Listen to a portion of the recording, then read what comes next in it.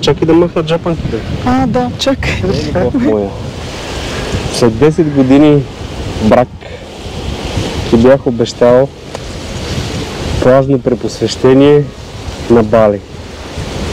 Тъй като не сме на Бали, а сме в Кения, но мисля, че плажа е достоен за този, който ти бях обещал. Ще приемеш ли това плажно препосвещение за 10-та ни годишнина?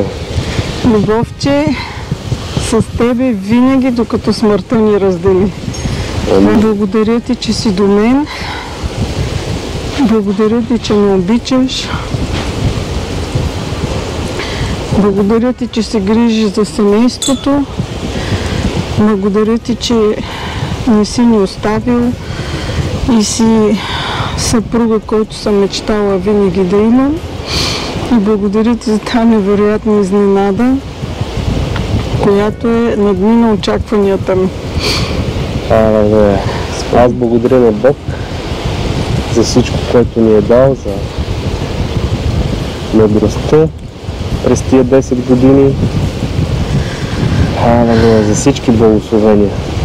Господи, благодарим ти за това, че ни държиш заедно, за това, че сме в тебе и че тройното въже никога не се къса.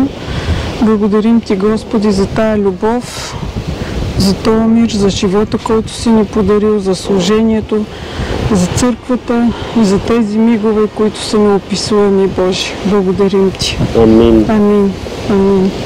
И сега тук е момента да запечатаме на 20 годишнината ни. Къде ще бъде? Къде ще Пред камерата. Къде? Ами не знам. Ще го измислим. Пожелай си, не, пожелай си, е там. Пожелавам си на къде? Шейселските острови. Шейселите. Шей. На някой шей остров ще сме.